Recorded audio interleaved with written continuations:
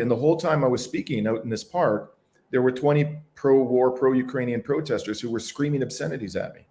And so I had to like shout in order to be heard.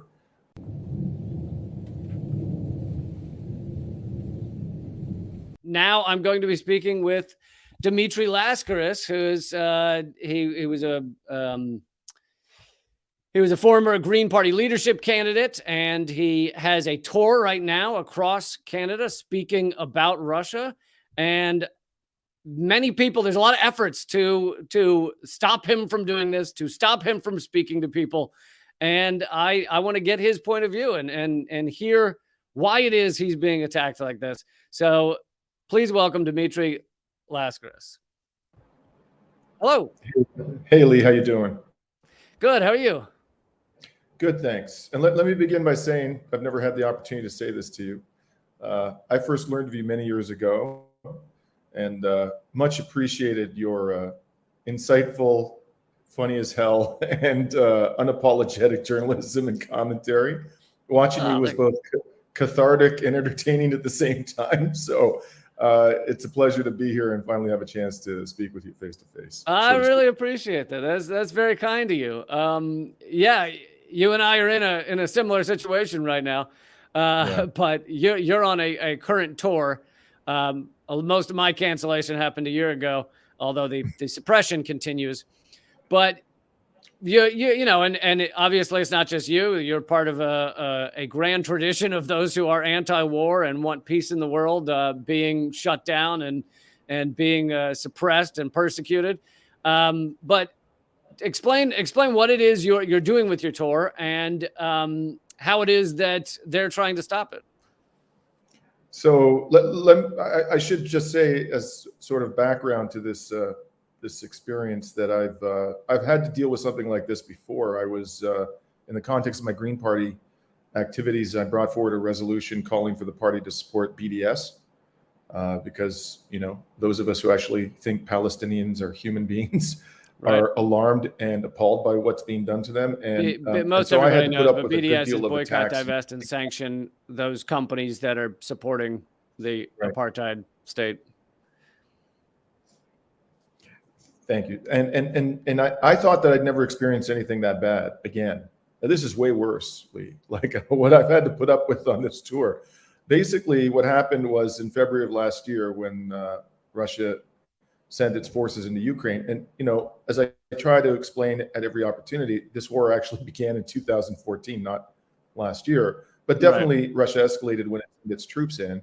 I immediately came to the conclusion, rightly or wrongly, that this is an existential threat to humanity. This war is extremely dangerous, and our governments in the West have a tremendous amount of responsibility for this mess, and it's spiraling out of control. So I started speaking out about this war and against the escalation of it. And then I decided that, you know, when this year came along, I should actually try to go to Russia and speak to people. Putin, there's certainly, you know, millions of Russians you can find in that category, but there are a lot more who actually support their government. And I wanted to hear from them because we aren't hearing from them. So I went there for a month, had an extraordinarily enlightening experience in Moscow and in Crimea.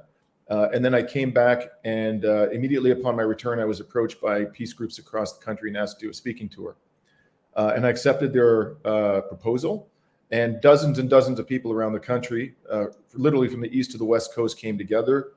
I've actually just completed the tour. I spoke in 11 cities. In 4 cities, we were canceled out of the 11.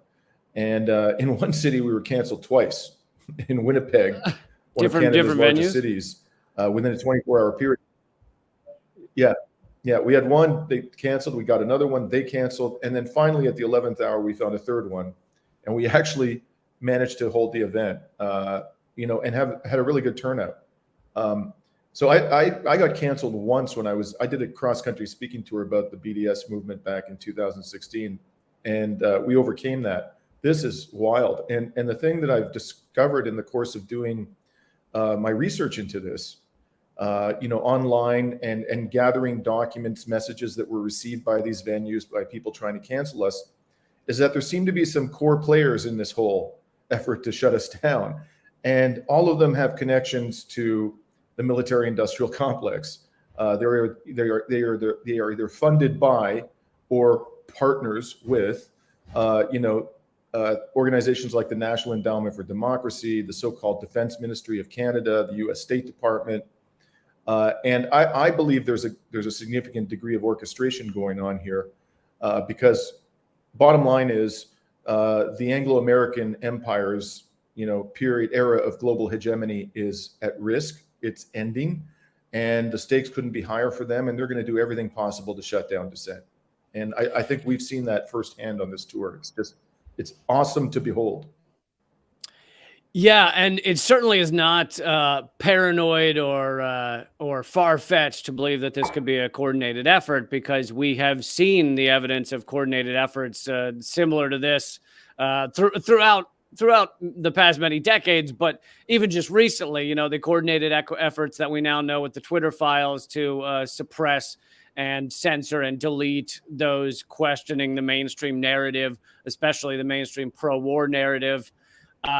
So the idea that they would, and there was a coordinated effort against me, a comedian, within the span of like 1 or 2 months. I had a New York Times attack piece and an NPR attack piece done against me, basically just to make sure that when people Googled me, it was the first stuff that came up. And since then, they haven't been interested in me. It was clearly some sort of coordination to like have that done in a short period of time. But yeah, so the pressure, you're saying the pressure on these venues or organizations has been enough for them to just pull the plug on your events? To the credit of most of the organizations, they stood their ground.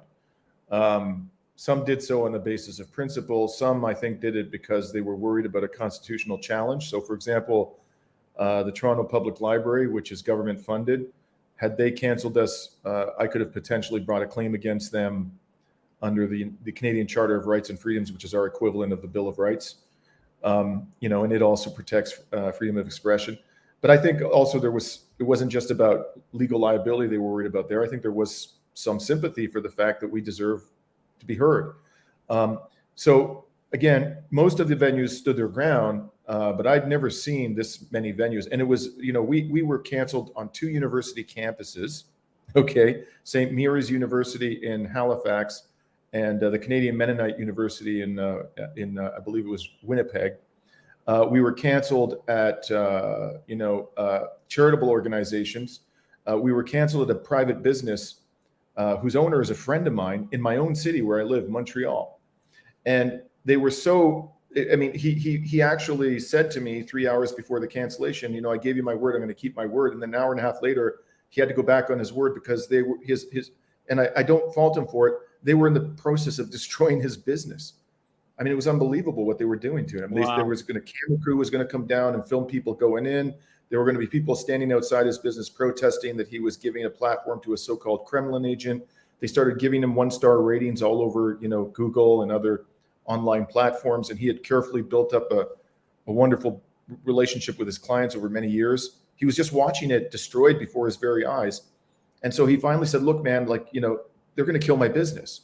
And so at that point, we had to take it out into a park 2 blocks away. And we conducted it outside. And the whole time I was speaking out in this park, there were 20 pro-war, pro-Ukrainian protesters who were screaming obscenities at me.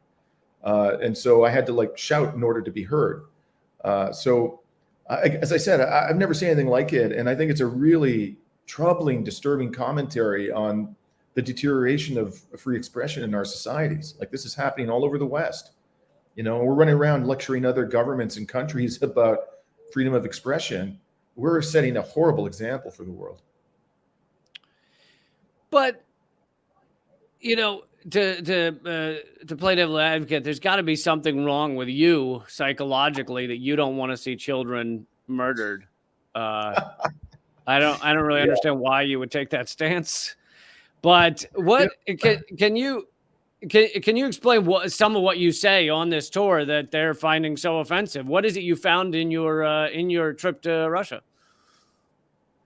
Well, the first thing I found in my trip to Russia is something I more or less concluded, but was a conviction that was strengthened by talking to people, is that Russia has some legitimate complaints. They have legitimate complaints. One complaint is they were assured that NATO wasn't going to expand eastward, and it did repeatedly. Another complaint is that there is a serious problem with neo-Nazism in Ukraine. And in fact, we could go on and on for hours about all the Nazi insignia that, the far-right militias are using in Ukraine. I talk about one fact, and that is the parliament of Ukraine adopted a national holiday for Stepan Bandera, who was, an anti-Semitic, mass-murdering, genocidal Nazi collaborator. And then they made it a criminal offense to deny the heroism of people like Stepan Bandera. And even the New York Times, just the other day, a couple weeks ago, the New York Times, trying to defend it, but still they were admitting that there are swastikas and all kinds of Nazi,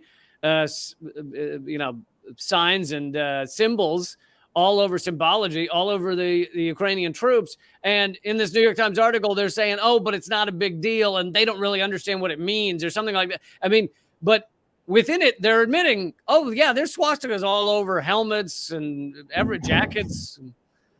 Yeah. But, they're bastards, but there are bastards. To quote, I think it was President Truman, but at the end of the day, the thing that really drives them crazy, and I just highlighted a couple of complaints that I think are fair, they're legitimate and need to be addressed, that the Russians have. But the thing that really drives them crazy, that sends them into a frenzy, is when you say that the sensible and humane thing to do is to sit down at the table and negotiate a peace deal, and you can't do a peace deal without mutual compromise. You have to make compromises to the other side. They too would have to make compromises. But if we take a zero compromise approach and say that Russia effectively has to capitulate completely, there'll be no peace. And that's not a negotiation, that's a delusion. And it'll end in the destruction of Ukraine and possibly nuclear war. And that just drives them nuts. And I can't understand why.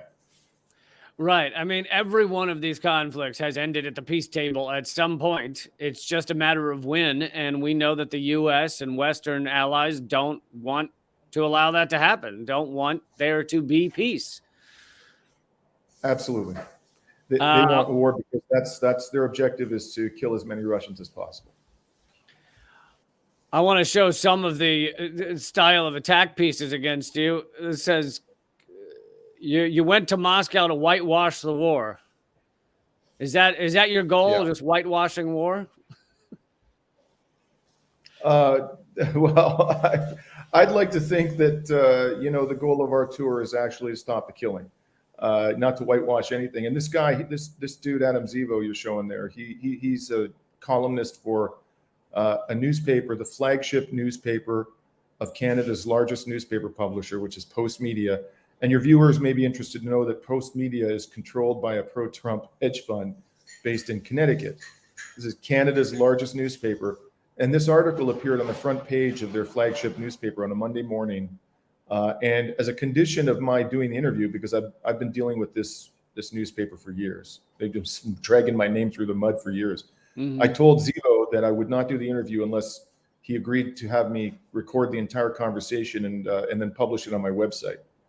And I did that. And I urge people, if they're interested in seeing the discrepancy between what's reported in these newspapers and what is actually said between the journalist and the interviewee, they should listen to the recording after they read the article.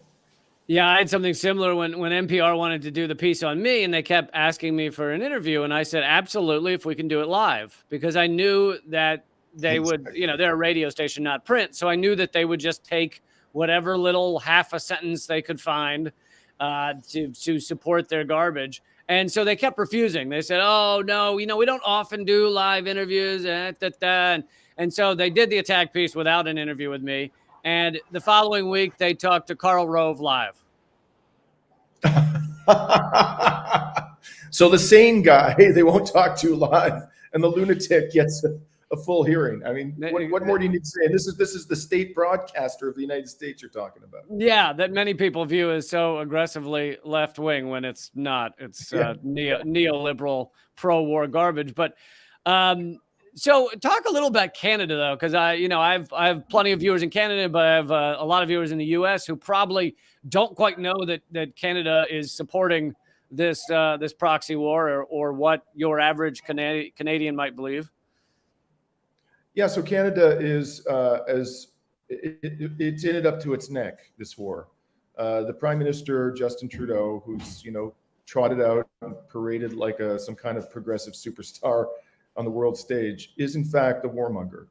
And not only is he a warmonger, he is in fact a tool, a vassal of the United States government, as are effectively all leaders in the West nowadays, to varying degrees. And ultimately, he's just going to do whatever the neocons in Washington tell him to do. We also have in this country a very large Ukrainian expat community, some of whose members are very peace-oriented, very progressive, and I'm honored to know them and work with them. But a lot of them come from the right and the far right of the Ukrainian political spectrum, and I think Trudeau, to some degree, is trying to curry favor with that constituency. It's a sizable one. And at the end of the day, we're also just the mere fact that we're members of NATO. Like I said, I gave a speech in front of the U.S. consulate on Sunday in which I said that, basically NATO is the mafia and the godfather is the U.S. government, and what they're running is a protection racket. And if you become a member of NATO, what's going to happen is first of all, you're going to see huge amounts of money constantly siphoned off from the public treasury to enrich arms manufacturers, most of whom are in the United States. And the other thing you're going to do is lose sovereignty over your foreign policy. Basically, the U.S. government is going to tell you what your foreign policy is. That's exactly what's happened to Canada. So, people out there who have this image of Justin Trudeau as some kind of a beacon of progressivism, hope for the future. For the truth could not be further apart from that, the image that we're given of him. And I hope that people outside Canada dispense with this notion that somehow, we're good, we're peaceful, we just want to get along. That's not what this country's about, not at the leadership level. There are a lot of Canadians in the streets who feel that way, but at the leadership level, we are completely, paid for by the U.S. government. Yeah. I think a lot of people think that a lot of people in the U.S. think that Canada is this peaceful neighbor, but really, the Canada just signs on to all the wars the U.S. Gets involved in. Last question: what's next for you? The tour continues, I take it, and do you have any aspirations for further political office, or where do you see yourself? I had the opportunity to run again for the Green Party of Canada leadership last year because the candidate, I came a close second. The candidate who defeated me lasted a year in the position. But frankly, Lee, I couldn't bring myself to do it. I learned in that experience that politics is a cesspool. And I just, I didn't want to plunge back in. What I would like to do, and I hope to have to be able to make a real contribution to it, is work on the campaign of Dr. Cornel West. And I've been speaking to people associated with this campaign team. I think he's a fantastic candidate. Cornel West is the real deal. And everybody outside of the United States needs to understand, if they don't already get this, what happens in U.S. politics affects us all because of the power, economically speaking and militarily speaking, of the United States government. So if there are ways in which you, as a non-citizen of the United States, can support a candidate like Cornel West, you have any time to give it all, I think you should do that, because if that man can gain traction politically in the United States, that'll be a wonderful thing for the whole world. I am a big Cornel fan. I've done some events with him, and I think he's brilliant. However, I do have to say, and I'm wondering, I want to get your take on this real quick. I am the campaign manager for a candidate. It's a rock I found in my front yard for president. And if Cornel drops out or agrees to run as VP, would you support the yard rock? Because it would do far less damage. Any of the candidates other than Cornel wouldn't hold a candle to the boulder together. So I'd rather support that rock than Trump or Biden or anybody, Kamala Harris, whoever it may be. Thank you very much for creating that opportunity for those of us who are politically disenfranchised, Lee. All right, we heard it here first. If Cornel ends up dropping out, we have Dimitri on Team Rock. All right. Well, thank you so much for joining me. I really hope your tour keeps going great. The website is peaceandjusticenetwork.ca. And I guess that's where people can also get tickets and find out about events, correct? Well, we just finished the tour, but you can go and Oh. check out the website. You'll find, videos and so forth of what we managed to accomplish despite all the heat we got. Thanks Okay, very yeah, much. and I saw someone posting that there is video of your talks online, so people can watch it there. So, Yeah. cool. Thank you so much. Great talking to you. See you later. Good talking to you.